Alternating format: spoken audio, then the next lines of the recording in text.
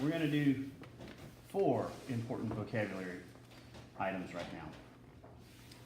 And I'm gonna kind of try and delineate between the 4 of these because they all 4 get confused with one another. So during this module and many others, students are working on writing equations.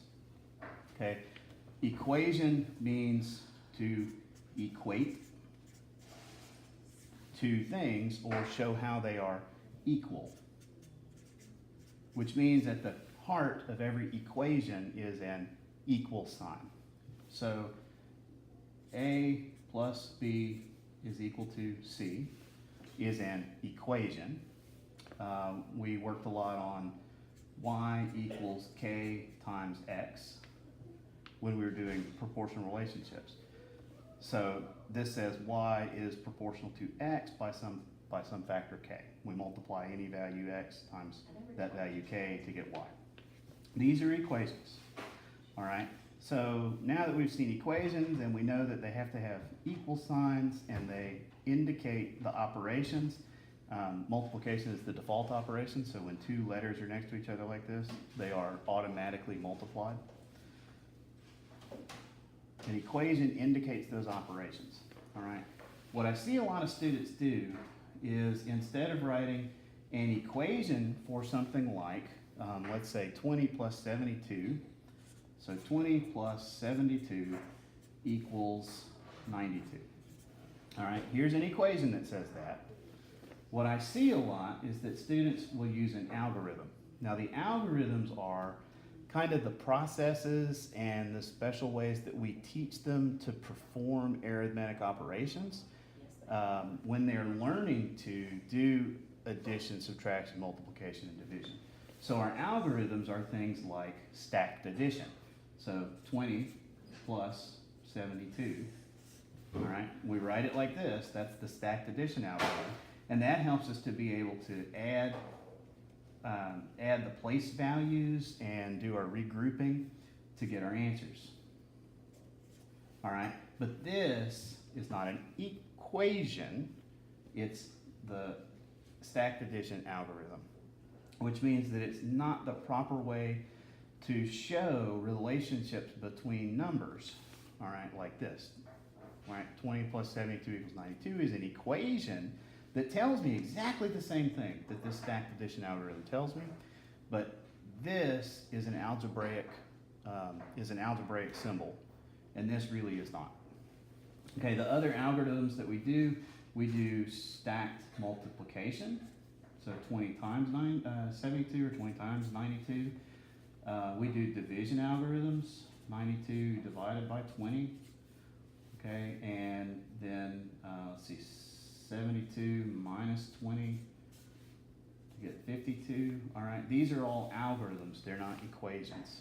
Students at this point in time need to be moving past, they need to know how to use algorithms, but they need to be moving past representing relationships between numbers with algorithms and begin representing them in terms of equations, because it's more useful as we move forward to higher levels than these algorithms are. For one thing, a lot of times we'll have strange statements that we need to write in equations that we can't really, they're hard to understand in terms of an algorithm. So if I have something like the distributive property, which says that a number multiplied by a sum is equal to the sum of the product of those numbers, okay? So A times B plus C is equal to A times B plus A times C. This is very difficult to write using an algorithm.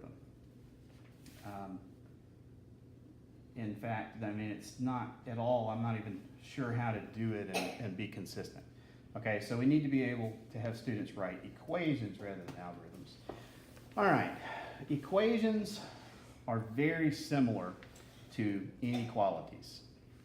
In algebra, which is what we're preparing your students for, we have a thing called the trichotomy of numbers.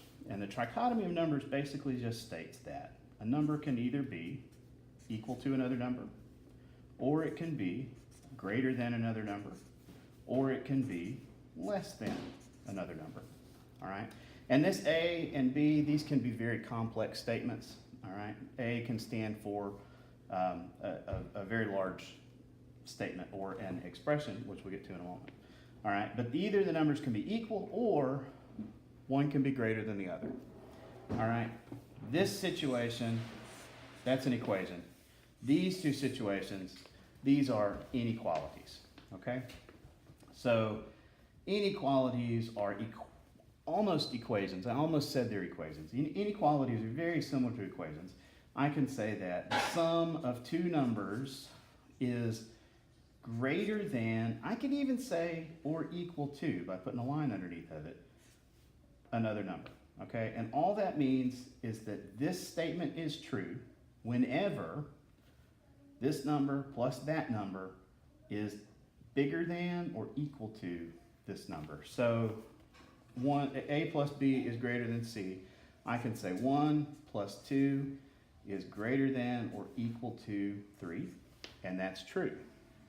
I can also say 2 plus 2 is greater than or equal to 3, because 2 plus 3 is 4, and 4 is greater than 3, okay?